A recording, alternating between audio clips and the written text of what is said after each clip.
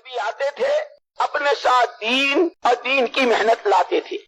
جب محنت ہوتی تھی زندگیوں میں دین آتا تھا. نبی جب چلے جاتے تھے تو محنت کا سلسلہ منقطع ہو جاتا تھا. محنت کا سلسلہ منقطع ہونے پر یہ صفات اور دین زندگیوں سے آہستہ آہستہ نکلنا شروع ہوتا. صرف دین نہیں نکلتا تھا، اس کی جگہ بے دینی لے لیتی تھی. جب وہ بے دینی، جب شرک، نافرمانیاں، بد اخلاقیاں، معاشرت کی گندگیاں، معاملات کی الجھنیں، اغراض اور دنیا پرستی اور دنیا طلبی اور جاہ طلبی جب اپنی انتہا کو پہنچ جاتی تھی، پھر اللہ کو اپنی مخلوق پر ترس آتا، پھر خدا ایک نبی کو بھیجتا. امام بخاری رحمۃ اللہ علیہ فرماتے ہیں، بخاری شریف میں موجود ہے، کلما ہلک نبی خلفہ آخر. جب ایک نبی تشریف لے جاتے دوسرے نبی آتے، پھر وہ نبی اپنے ساتھ دین اور دین کی محنت لاتے، محنت کرتے، آہستہ آہستہ لوگوں کی زندگی کا رخ صحیح ہوتا، لوگوں کی زندگیوں میں دین آنا شروع ہوتا. دین آتا، اللہ کی مددیں آتی، خاندان، افراد، مجمع اور امتیں کامیاب ہوتی جو نبی کی بات مانتی. لیکن جب نبی چلے جاتے محنت کا سلسلہ منقطع ہو جاتا، پھر دین نکلنا شروع ہوتا. دین نکلنا شروع ہوتا تو بے دینی کی جتنی چیزیں وہ سب زندگیوں میں آتی، پھر وہ اپنی حدوں کو پہنچتی، اللہ کو ترس آتا. یہ سلسلہ برابر محمد الرسول اللہ صلی اللہ علیہ وسلم کی بعثت تک چلتا رہا. نبی آتے، اپنے ساتھ دین لاتے، دین کی محنت لاتے، محنت کے نتیجے میں دین زندگیوں میں آتا، اور اس دین پر اللہ کے جتنے وعدے، اللہ اپنے وعدوں کو پورا فرماتے. اسی لیے قرآن کہتا ہے ڈنکے کی چوٹ، یا ایھا الناس ان وعد اللہ حق. لوگوں، اللہ کے وعدے حق ہیں. فلا تغرنکم الحیات الدنیا ولا یغرنکم باللہ الغرور. لوگوں، اللہ کے جتنے وعدے ہیں، وعیدوں کے لیے بھی وعدے کا لفظ استعمال ہوا ہے قرآن میں. تمام وعدے، تمام وعیدیں حق ہیں، حق ہیں، حق ہیں.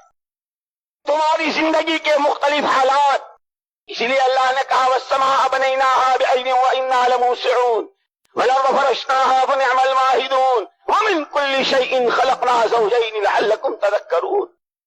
ہم نے ہر چیز کا جوڑا بنایا ہے، آسمان زمین کا جوڑا، چاند و سورج کا جوڑا، سردی گرمی کا جوڑا، مرد و عورت کا جوڑا، عزت و ذلت کا جوڑا، علم و جہالت کا جوڑا، توحید و شرک کا جوڑا، اخلاق و بد اخلاقی کا جوڑا، کامیابی ناکامی کا جوڑا، حالات کی موافقت و مخالفت کا، ہر چیز کا ہم نے جوڑا بنایا ہے.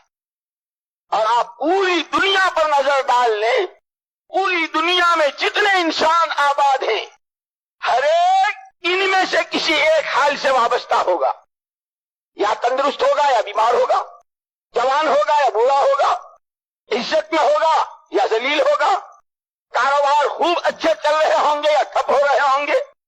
پوری دنیا میں جتنے مرد، جتنی عورتیں، ہر ایک ان میں سے کسی نہ کسی ایک حال سے وابستہ. انہیں قرآن یہ کہہ رہا ہے لا تغرنکم الحیات الدنیا، کہ جو جہاں جس حال میں ہے، جو جہاں جس حال میں ہے، اس کا وہ حال اسے دھوکے میں نہ ڈالے.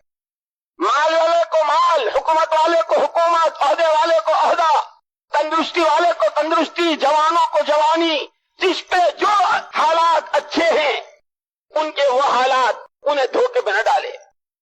بیمار کو بیماری، غریب کو غربت، جس کے کاروبار ٹھپ ہو گئے یا جس کے یہاں جو حالات کی ناموافقت ہے، کہ اس کا یہ حال اسے دھوکے میں نہ ڈالے.